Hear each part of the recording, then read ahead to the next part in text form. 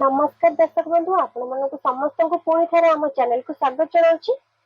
आसतु आज आम आउ कि घरोई कथा शिखि नबा। यह प्रत्येक पुरुष और महिला मानक पई जरूरी अटे।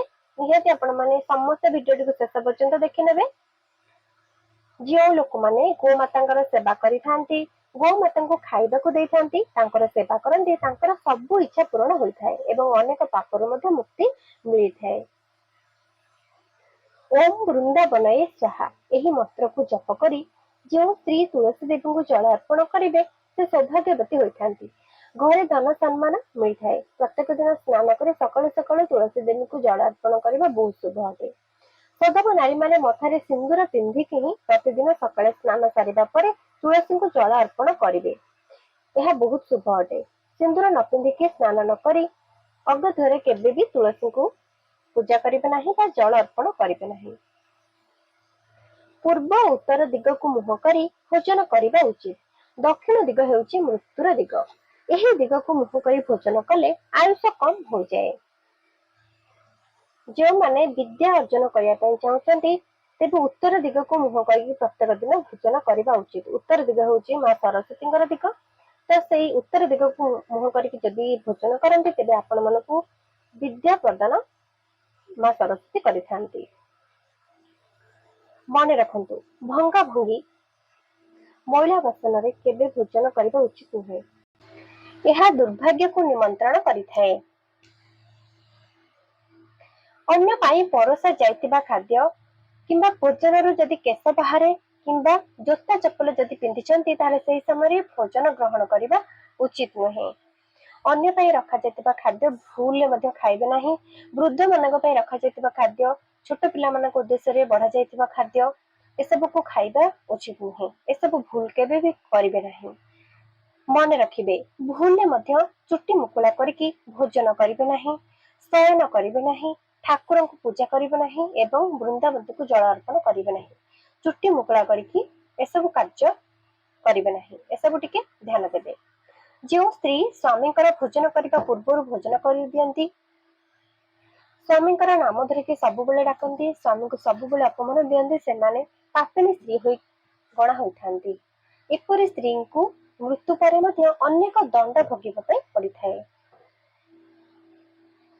मासिक धर्म समय किंबा अन्य पुरुष सहित संबंध रखुवा स्त्री केबे भी श्रावण मासरे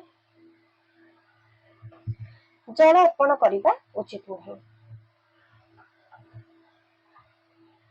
घरे थिबा पानी टैप रु जेमिति टप टप शब्द न बाहरे एप्रति टिके ध्यान देवा जरूरी होता है। पानी टप टप शब्द द्वारा घरे दारिद्रता बढ़ी थाए, नकारात्मक शक्ति आकर्षित होता है। जदि सब बेले सेमती पानी झरुचे आपण माने टैप को ठीक कर नियंतु। घरे भंगा रुजा बासन कुसनर व्यवहार केबे मध्य करंतु नहीं। भंगा रुजा बासन रे केबे मध्य भोजन करंतु नहीं। यह दारिद्रता को वृद्धि करिथाए। वास्तुशास्त्र अनुसार पूजा घरे कौनसी देवी देवतांकर गोटे रु अधिक फोटो किंबा मूर्ति रखिबा अनुचित अटे एवं पूजा घरे केबे भी ठाकुरंकर मूर्ति बा फोटो को पछकु पछ करके केबे भी रखंतु नहीं। घर आलमारी रे हलदी खंड एवं चाउल को हलदी रे बुड़ेकी ताको सुखाई दियंतु। तापरे एहा को एक हलदिया कपड़ा रे रखि दियंतु, बुड़ेकी रखंतु आलमारी भितरे। एमिति कले घरे धन संपत्ति वृद्धि होइथाए। प्रतिदिन घरे कर्पूरर धुआं लगातु। यह कले घरे नकारात्मक शक्ति रहि नथंदी। घरे सुख शांति बजाय रहिथाए एवं घरे जदि कोनोसी खराब व दुष्ट शक्ति थांती तेबे से घर छाड़ी पळै जांती। घरे बुढ़ियानी चाल हेबाकू केबे मध्य दियंतु नाही। यह कले घरे दारिद्रता बढ़िथाए। सब बेले घर को सफा सुतरा रखिबा उचित।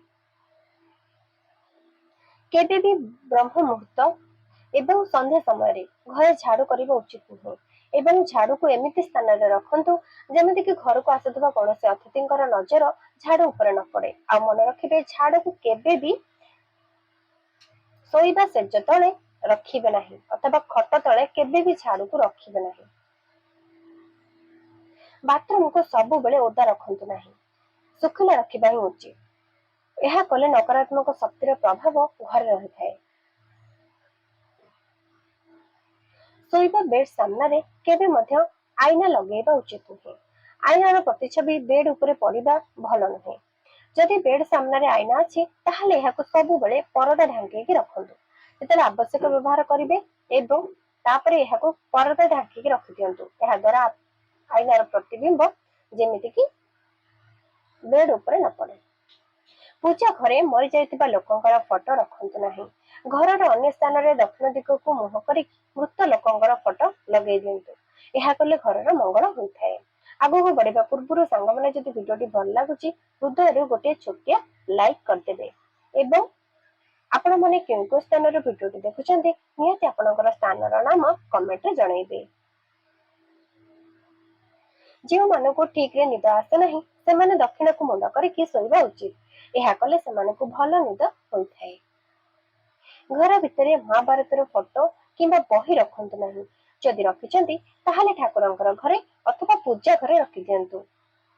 ନଚେତ୍ ଘରେ ସବୁବେଳେ କଳି ଝଗଡା ଅଶାନ୍ତି ଲାଗି ରହିଥାଏ। ଯଦି କାହାକୁ କିଛି ଦାନ କରୁଛନ୍ତି ତାହେଲେ ନୂଆ ଦାନ କରନ୍ତୁ।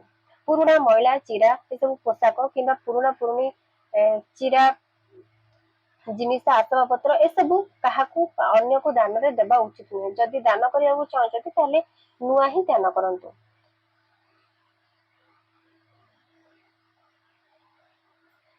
କେବେ ମଧ୍ୟ ମରିଯାଇଥିବା ଲୋକଙ୍କର ଚୁଗୁଲି ଉପହାସ ଥଟ୍ଟା କରିବା ଉଚିତ ନୁହେଁ। ସବୁବେଳେ ବଞ୍ଚିଥିବା କିମ୍ବା ମରିଯାଇଥିବା ଲୋକଙ୍କୁ ସମ୍ମାନ ଦେବା ଉଚିତ। କେବେ ବି ଚୁଗୁଲି ଅପମାନିତ କାହାକୁ ବି କରନ୍ତୁନି। ଗରୁଡ ପୁରାଣ ଅନୁସାରେ ମୃତ ଶରୀରକୁ କେବେ ମଧ୍ୟ ଏକୁଟିଆ ଛାଡିକି ଯିବା ଉଚିତ ନୁହେଁ। ଏମିତି କଲେ ଖରାପ ଶକ୍ତି ମୃତ ଶରୀରକୁ ବ୍ୟବହାର କରି ଅନେକ ଅସୁବିଧା କରାଇପାରେ। ମନ୍ଦିରରୁ ଘରକୁ ଫେରିବା ସମୟରେ ଘଣ୍ଟି ବଜାଇବା ଉଚିତ ନୁହେଁ ଏବଂ ମନ୍ଦିରରୁ ଘରକୁ ଫେରିବା ପରେ ସାଙ୍ଗେ ସାଙ୍ଗେ ଗୋଡ ହାତ ଧୋଇବା ଉଚିତ ନୁହେଁ। କିଛି ସମୟ ପରେ ଗୋଡ ହାତ ଧୋଇବା ଉଚିତ, କାରଣ ମନ୍ଦିରରୁ ଆମ ସହିତ ସକାରାତ୍ମକ ଶକ୍ତି ଆସିଥାଏ। ଆମେ ସାଙ୍ଗେ ସାଙ୍ଗେ ଗୋଡ ଧୋଇଦେଲେ ସେସବୁ ଆମଠାରୁ ଦୂରେଇ ଯାଇଥାଏ। ତ କିଛି ସମୟ ପରେ ଆପଣମାନେ ଗୋଡ ହାତ ଧୋଇ ନେବେ। ଶୁଭ କାମରେ ବାହାରକୁ ଯିବା ସମୟରେ ପଛରୁ କାହାକୁ ଡାକିବା ଭଲ ନୁହେଁ। ଶୁଭ କାମରେ ବାହାରକୁ ଯିବା ସମୟରେ ଗାଈ ପୂର୍ଣ୍ଣ କଳସ ଦେଖିଲେ ଅତ୍ୟନ୍ତ ଶୁଭ ହୋଇଥାଏ। କାର୍ଯ୍ୟରେ ସଫଳତା ମିଳିଥାଏ। ସବୁବେଳେ ଆପଣଙ୍କୁ କେହି ଦେଖୁଛି ଅଥବା କେହି ଆପଣଙ୍କର ଫଟୋ ଉଠାଉଛି କିମ୍ବା ଆପଣଙ୍କ ଉପରେ କେହି ନଜର ରଖୁଛି ବୋଲି ଭାବିକି ସବୁ କାମ କରନ୍ତୁ। ସବୁବେଳେ ଭଲ କାମ କରନ୍ତୁ। ଦେଖିବେ ଆପଣ ମାନେ ଆଗକୁ ବହୁତ କିଛି ଭୁଲ କାମ କରିବାରୁ ମଧ୍ୟ ବଞ୍ଚିଯିବେ। ତ ଯେତେବେଳେ ବି ଆପଣ ମାନେ କିଛି ବି କାମ କରୁଛନ୍ତି ଭାବନ୍ତୁ ମତେ ନିଶ୍ଚିନ୍ତ କେହି ନା କେହି ମୋର ଫଟୋ ଉଠାଉଛି ବା ଦେଖୁଛି। ତ ସେଇ ଜଣକ ହଉଛନ୍ତି ଭଗବାନ, ଯିଏକି ଆପଣଙ୍କ ଉପରେ ସବୁବେଳେ ନଜର ରଖିଥାନ୍ତି। ଶ୍ରାବଣ ମାସରେ ଆମିଷ ଖାଦ୍ୟ ଖାଆନ୍ତୁ ନାହିଁ। ଘରେ ବୋଲବମ୍ ଯାଆନ୍ତୁ କି ନ ଯାଆନ୍ତୁ, କେହି ବି ସଦସ୍ୟ ଯାଆନ୍ତୁ କିମ୍ବା ନ ଯାଆନ୍ତୁ, କିନ୍ତୁ ଏହି ମାସରେ ଆମିଷ ଖାଇବା ଉଚିତ ନୁହେଁ। ଯଦି ଆପଣମାନେ ଈଶ୍ୱର ବିଶ୍ୱାସୀ ଅଛନ୍ତି ତେବେ ଏହା ନିଶ୍ଚିତ ଭାବରେ ପାଳନ କରିବେ ବୋଲି ମୁଁ ଭାବୁଛି। ଆଜି ପାଇଁ ଏତିକି। ଆଶା କରୁଛି ଆପଣମାନେ ଭିଡିଓରୁ ବହୁତ କିଛି କଥା ଶିଖିବାକୁ ପାଇଥିବେ। ଯଦି ଏସବୁ ଆପଣମାନେ ପାଳନ କରିବେ ନିହାତି ଆପଣମାନଙ୍କ ଜୀବନରେ ଅନେକ ଗୁଡ଼ିଏ ଖୁସି ଆପଣମାନେ ପାଇପାରିବେ। ଭିଡିଓଟି ଭଲ ଲାଗିଲେ ଲାଇକ୍ କରନ୍ତୁ ଆଉ ସାଙ୍ଗମାନଙ୍କ ସହିତ ସେୟାର କରନ୍ତୁ, ସେମାନେ ମଧ୍ୟ ଭିଡିଓ ବିଷୟରେ ଜାଣିପାରିବେ। ଏବଂ କମେଣ୍ଟରେ ଆପଣମାନେ କେଉଁ କେଉଁ ସ୍ଥାନରୁ ଭିଡିଓଟି ଦେଖୁଛନ୍ତି ନିହାତି କମେଣ୍ଟରେ ଥରୁଟିଏ ଲେଖିଦିଅନ୍ତୁ। ଏମିତି ଶିକ୍ଷଣୀୟ ଭିଡିଓ ଦେଖିବା ପାଇଁ ଆମ ଚ୍ୟାନେଲକୁ ସବସ୍କ୍ରାଇବ କରି ପାଖରେ ଥିବା ବେଲ୍ ନୋଟିଫିକେସନକୁ ଅନ୍ କରି ରଖନ୍ତୁ।